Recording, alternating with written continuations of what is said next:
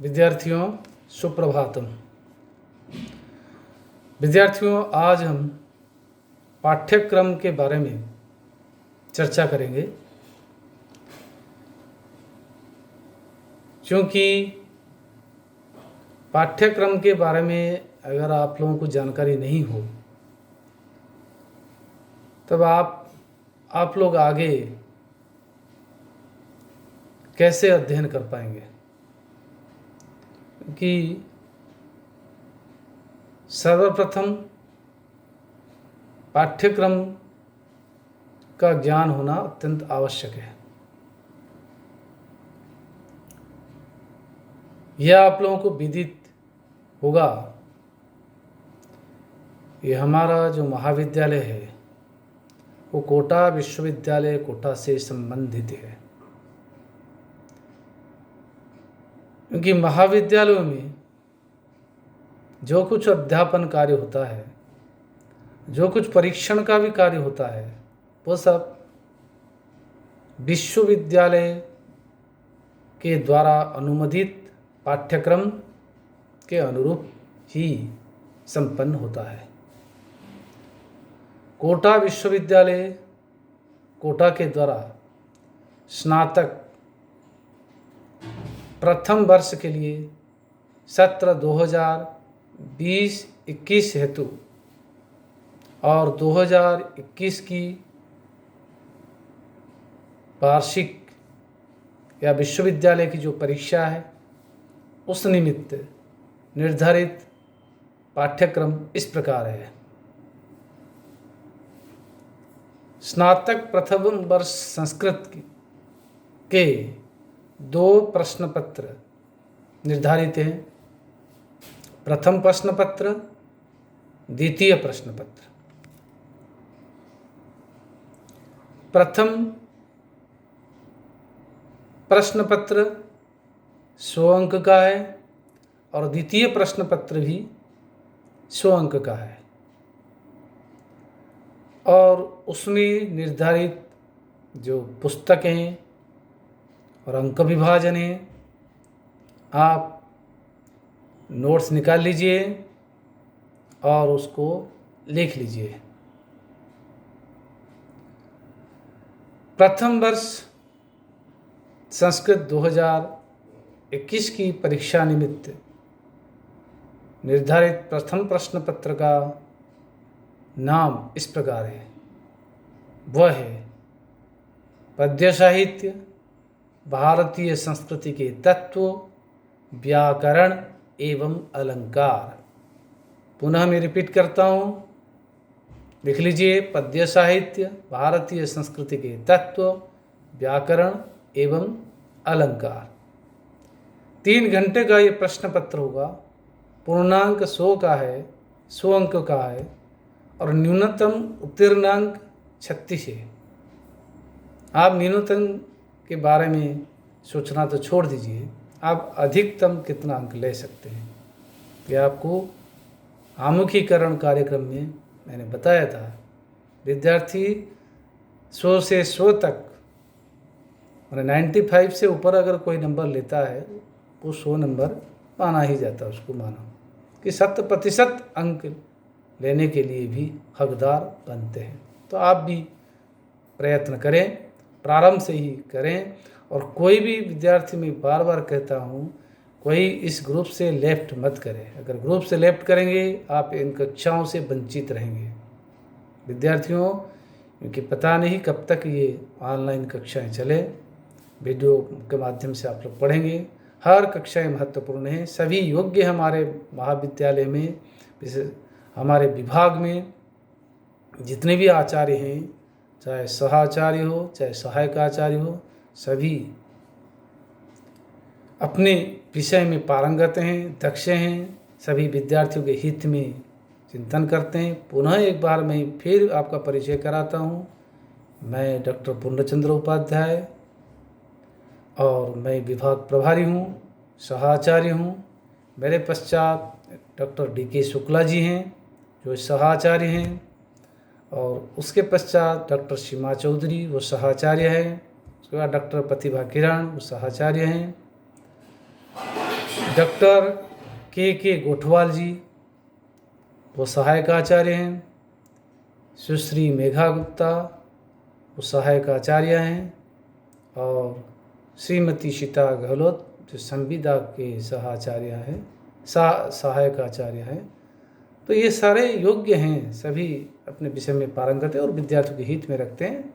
आप लोग कक्षाओं का प्रत्येक जो वीडियो है, उन वीडियो की जो कक्षाएं हैं उसको आप बिल्कुल अक्षरशः पढ़ें, सुनें और आवश्यक नोट्स लिखें। जो भी वीडियो के अलावा और भी PDF कुछ डाला जाता है, कोई पाठ्य सामग्री प्राप्त होती है, उसको भी आप अध्ययन करें। और कोई समस्या हो, आप मुझसे साक्षात बात कर सकते हैं। किसी प्रकार संबंध हो, मेरा फ़ोन नंबर भी आप लिख लीजिए 9414489723 9414489723। अब आप लिखिए, प्रथम प्रश्न पत्र का नाम है पद्य साहित्य, भारतीय संस्कृति के तत्व, व्याकरण एवं अलंकार। आप देख लीजिए, प्रश्न पत्र का निर्माण प्रमुख रूप से संस्कृत भाषा में ही किया जाएगा। हो सकता है कोई हिंदी भाषा में बना ले, लेकिन नियम है संस्कृत भाषा में बनाया जाएगा। परंतु आपको उत्तर जो लिखना है वो सिर्फ 10% अंक संस्कृत माध्यम से लिखना है। बाकी 90% आपको हिंदी, संस्कृत, अंग्रेजी किसी भाषा में आप लिख सकते हैं। आप उसको हल कर सकते हैं, समाधान कर सकते हैं, कोई चिंता नहीं। सिर्फ 10 अंक जो है, 10 अंकों का प्रश्न है, वो जिस प्रश्न के अंतर्गत पूछा भी जाएगा, इसको संस्कृत में लिखिए, तब आप लिखना। बाकी 90 आपकी इच्छा अनुसार आप लिखिए। और प्रश्न पत्र को 3 भाग में बांटा जाता, अ, ब, स, 3 खंडों में व्यक्त किया जाएगा, जिसका विस्तृत विवरण मैं बताता हूँ। अ जो है, इसमें से प्रत्येक इकाई से 2-2 प्रश्न लेकर 10 प्रश्न होंगे। अब प्रत्येक इकाई में से एक प्रश्न का चयन करते हुए कुल 5 प्रश्न आपको करना है। 5 इकाइयों से, क्योंकि 5 इकाइयों के अंतर्गत ये प्रश्न पत्र होगा। 5 यूनिट होंगे, प्रत्येक यूनिट से 2-2 प्रश्न पूछे जाएंगे। वैकल्पिक आप 5 जो 2 लघु प्रश्न लेते हुए कुल 10 प्रश्न होंगे। सॉरी, मैंने गलत बताया। 10 जो क्वेश्चन होंगे, लघु उत्तरात्मक प्रश्न होंगे। 10 अनिवार्य है, प्रत्येक इकाई के 2-2 लेकर के कुल 10 होंगे और 10 करना है। 10 के लिए 10 अंक निर्धारित है, प्रत्येक प्रश्न के लिए 1-1। बहुत लघु उत्तरात्मक प्रश्न है, संक्षिप्त में आपको उत्तर देना। और आगे हम चर्चा करेंगे कैसे होगा ये प्रश्न उत्तर, बता देंगे आप। अभी तो आप लिख लीजिए। खंड ब जो है, वो प्रत्येक इकाई में से 2-2 प्रश्न लेकर के 10 प्रश्न पूछे जाएंगे। आपको उसमें से वैकल्पिक रूप से पूछे जाएंगे और 5 प्रश्नों का आपको हल करना। प्रत्येक प्रश्न का उत्तर जो है वो 10 अंक का होगा। 5 प्रश्न मतलब 50 अंक का होगा। खंड ब 50 अंक के लिए निर्धारित है और खंड अ 10 अंक के लिए निर्धारित है।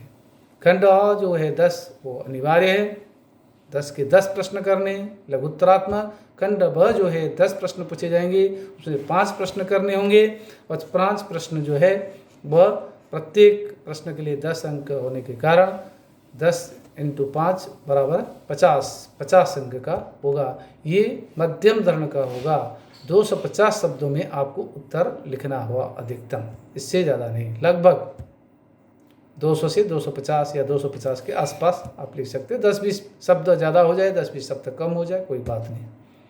और खंड स जो है वो 40 अंक का है। तो इसमें से 4 प्रश्न दीर्घ प्रश्न पूछे जाएंगे और 4 में से आपको 2 करने हैं, 20-20 के 40 अंक। तो इस प्रकार अ, ब, स 10, 50, 40 100 अंक का ये प्रश्न पत्र होगा। और पाठ्यक्रम के निम्न प्रकार से 5 इकाइयों में विभाजित है। ये पाठ्यक्रम जो प्रश्न पत्र का, ये 5 इकाइयों में जिस प्रकार विभाजित है, मैं उसको बता देता हूँ। प्रथम इकाई, द्वितीय इकाई, तृतीय इकाई, चतुर्थ इकाई, पंचम इकाई। प्रथम इकाई के अंतर्गत आपको रघुवंश द्वितीय सर्ग का अध्ययन करना है, पढ़ना है, इससे संबंधित प्रश्न पूछा जाएंगे। रघुवंश जो महाकाव्य है, ये महाकाव्य कालिदास विरचित है। ये कोई भी एडिशन आप ले सकते हैं, किसी भी प्रकार की कोई भी इसका संकलक संपादक हो सकता है, लेकिन मुख्य जो मूल इसके रचनाकार है महाकवि कालिदास है। और ये 19 सर्ग का महाकाव्य है। और हमारे जो कोटा विश्वविद्यालय के द्वारा जो निर्धारित पाठ्यक्रम के अनुरूप यहाँ रघुवंश का द्वितीय सर्ग ही हमें अध्ययन करना है, इसलिए द्वितीय सर्ग आप क्रय कर लीजिए। जो पुस्तकें आपको प्रेस्क्राइब की जा रही हैं, जो पुस्तकें आपको बताई जा रही हैं, उसको लिख लीजिए। सारे दोनों पेपर मिला करके 300-400 रुपये में पुस्तक आ जाएंगे, कोई ज़्यादा महंगी नहीं है। और पुरानी किताब लेंगे तो 200 रुपये में भी आ जाएगी, तो आप ले लीजिए। इकाई प्रथम के बाद इकाई द्वितीय में कुमार संभवम का पंचम सर्ग हमारे है। ये भी महाकवि कालिदास विरचित कुमार संभव महाकाव्य है। ये 17 सर्ग का महाकाव्य है, लेकिन हमारे पाठ्यक्रम में जो निर्धारित है वो पंचम सर्ग है। पंचम सर्ग कुमार संभवम का आप ले लीजिए। इकाई तृतीय जो है ये भारतीय संस्कृति के तत्व। भारतीय संस्कृति के तत्व, आप भारतीय संस्कृति इसके लिए अनेक किताब है, जैसे श्री कृष्ण ओझा की हैं, आप डॉक्टर रामजी उपाध्याय के हैं, तो ये आप ले सकते हैं। विशेष रूप से श्री कृष्ण ओझा जी की अगर आप प्राप्त कर लेंगे वो भी होगा। विश्वनाथ शर्मा जी की भी है। तो आप भारतीय संस्कृति के तत्व इसको ले लीजिए। भारतीय संस्कृति के तत्व जो तीसरी इकाई है, इसमें से आपको पढ़ने हैं पृष्ठभूमि पॉइंट्स, जो बिंदु जो पॉइंट्स बिंदु पढ़ने हैं वो आप नोट कर लीजिए। पृष्ठभूमि माने भारतीय संस्कृति की पृष्ठभूमि, विशेषताएं, वर्ण एवं आश्रम व्यवस्था, माने वर्ण व्यवस्था एवं आश्रम व्यवस्था। आपको कभी वर्णाश्रम व्यवस्था पर हम चर्चा करेंगे, सब पढ़ाएंगे हम आपको। षोडश संस्कार, पंच महायज्ञ, त्रिवेद ऋण, प्राचीन भारत के प्रमुख शिक्षा केंद्र, भारतीय संस्कृति का मानव कल्याण में योगदान। तो ये तीसरी इकाई के अंतर्गत जो भारतीय संस्कृति के तत्व, ये बिंदु हमें पढ़ने हैं। चौथी इकाई जो है वो व्याकरण है। इसमें शब्द रूप है, धातु रूप है। शब्द रूप, धातु रूप जो पढ़ने हैं मैं आपको बताऊंगा आगे। पांचवी इकाई जो है अलंकार है। ये काव्य दीपिका इसके लिए आपको लेनी है, काव्य दीपिका की अष्टम शिखा। और शब्द रूप धातु रूप के लिए सबसे बढ़िया है, आप रचना अनुवाद कौमुदी ले लीजिए, डॉक्टर कपिल देव द्विवेदी। ये बहुत महत्वपूर्ण पुस्तक है, ये अत्यंत आवश्यक है। ये सेकंड पेपर में भी इसकी आवश्यकता है। और आगे आप जितनी भी अध्ययन करेंगे ये हमेशा आपको काम आने वाला है। हैंडबुक की तरह है, इसको आप अवश्य अपने पास रखें। क्या है? रचनानुवाद कौमुदी, डॉक्टर कपिल देव द्विवेदी लेखक है। शब्द रूप धातु रूप के अंतर्गत चौथी इकाई में जो पढ़ने हैं, शब्द रूप में कुछ निर्धारित है, आप इसके अलावा आप अधिक पढ़ सकते हैं, लेकिन ये तो पढ़ना है क्योंकि इसके अंतर्गत प्रश्न पूछे जाएंगे। ये शब्द है राम, कवि, भानु, पितृ, लता, मति, नदी, धेनु, वधू, मातृ, फल, वारी, सर्व, तत्, एतत्, इदम, अस्मत् तथा युष्मत्। एक बार और कहता हूँ, राम, कवि, भानु, पितृ, लता, मति, नदी, धेनु, वधू, मातृ, फल, वारी, सर्व, तद, एतद, इदम, अस्मत् तथा युष्मत्। धातु रूप में जो पढ़ना है, हमें 5 लकारों का अध्ययन करना है। हमारे पाठ्यक्रम में जो निर्धारित है, ऐसे धातु जो है 10 लकार का होता है। आपको आगे विस्तार रूप में चर्चा करेंगे जब पढ़ाएंगे। अभी बता देता हूँ, पाठ्यक्रम में जो निर्धारित है 5 लकार है। लट लकार वर्तमान काल के लिए, लोट लकार आज्ञा अनुज्ञा के लिए, लंग लकार अतीत भूतकाल के लिए, पेदलिंग चाहिए या उचित संभावना अर्थ के लिए, तथा लट लकार भविष्यत काल के लिए। इस प्रकार लट, लोट, लंग, विधिलिंग तथा लिट, ये 5 लकारों का आपको अध्ययन करना है। इसमें कौन से धातु पढ़ने? पठ, पढ़ना, पच, पकना, भू, होना, क्री, करना, अस भी होना या रहना, अद, भोजन करना, खाना खाना, हन, हत्या करना या मारना, दीप, खेलना, तन या दीप खेलना और प्रकाशित भी होना, तन फैलाना, और तूद पीड़ित, पीड़ा देना, कष्ट देना, चूर चोरी करना, लभ प्राप्त करना, शेव सेवा करना। ये लभ और शेव दोनों आत्मनिपदी के हैं और बाकी परस्मैपदी के, और इसमें चूर जो है निजंत प्रकरण का है, निजंत रूप में इसका प्रयोग होता है। इसको बताएंगे जब पढ़ाएंगे कैसे होता है रूप।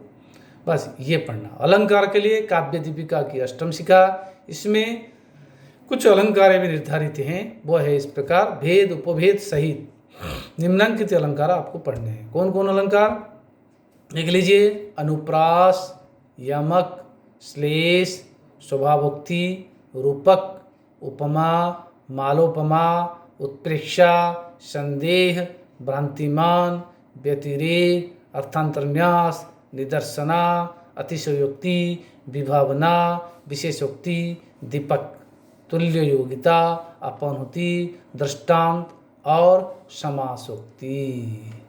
इस प्रकार इतने अलंकार हैं और इसके लिए पुस्तक है। विद्यार्थियों, इनको आप क्रय कर लीजिए और आप अध्ययन कीजिए।